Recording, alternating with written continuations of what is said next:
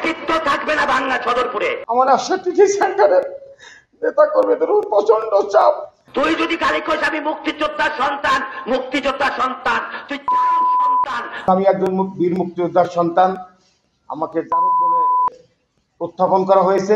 ওই যে আরিফ ফরিদপুরের, আগামীকাল থেকে আরিফ সদরপুরে আসলে ওরা এমন দাবর দেবেন। ওর বাপ বাংলায় উপজেলা ইলেকশন করলে 1900 ভোট পাইছিল। আজকে বক্তব্যে কয় যে উনি গণতন্ত্র রক্ষা করে।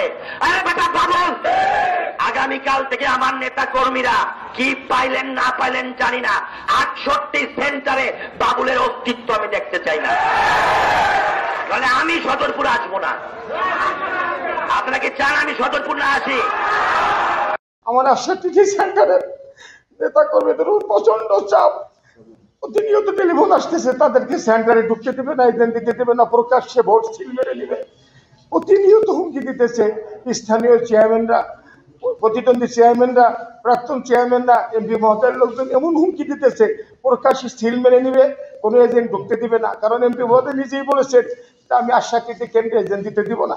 তারপর থেকে তার নেতা কর্মীরা এত উৎসাহিত হয়েছে, এই উৎসাহিতের ফলে এখন আমার জীবন নিয়ে ঝুঁকি এবং আমি শেষ পর্যন্ত টিকে থাকতে পারবো কিনা আমি জানি না। নির্বাচন আর ছবি কাজের নাই, আমার নির্বাচন। আমি দেখতে চাই 68 সেন্টারে ওর অস্তিত্ব হারায় ফেলাবে। মানে যার যার সেন্টারে যা লাগে নির্বাচন আমি আছে, যেটা লাগে আগামীকাল থেকে ছবি কাজের নির্বাচন আর নির্বাচন আমার। বাবুলের অস্তিত্ব থাকবে না বাংলা সদরপুরে। এই নির্বাচনের পর বাবুলের কোন অস্তিত্ব আমি এই সদরপুরের মাটিতে দেখতে চাই না। আমি মঞ্চে দাঁড়াইয়া তুই যদি খালি কইস আমি মুক্তিযোদ্ধার সন্তান, মুক্তিযোদ্ধার সন্তান, তুই সন্তান। আমি একজন বীর মুক্তিযোদ্ধার সন্তান, আমাকে জারদ বলে উত্থাপন করা হয়েছে। আমি মনে করি আমি জারদ সন্তান হলে সারা বাংলাদেশের মুক্তিযোদ্ধার সন্তান নাই জারদ, এটা আমি নিজেকে মনে করি নিজে। এই একটা দুঃখ, আর আমি একটি দুঃখ ভরা কাণ্ড নিয়ে আপনার কাছে আসছি।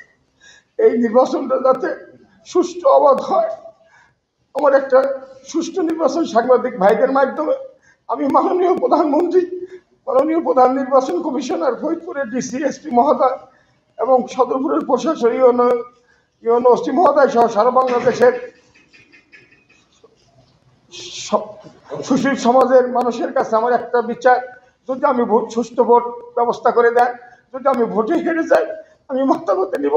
কিন্তু আমার উপরে এখন এত চাপ, আমার জীবন নাশের হুমকি, আমি এখন টিকে থাকতে পারতেছি না।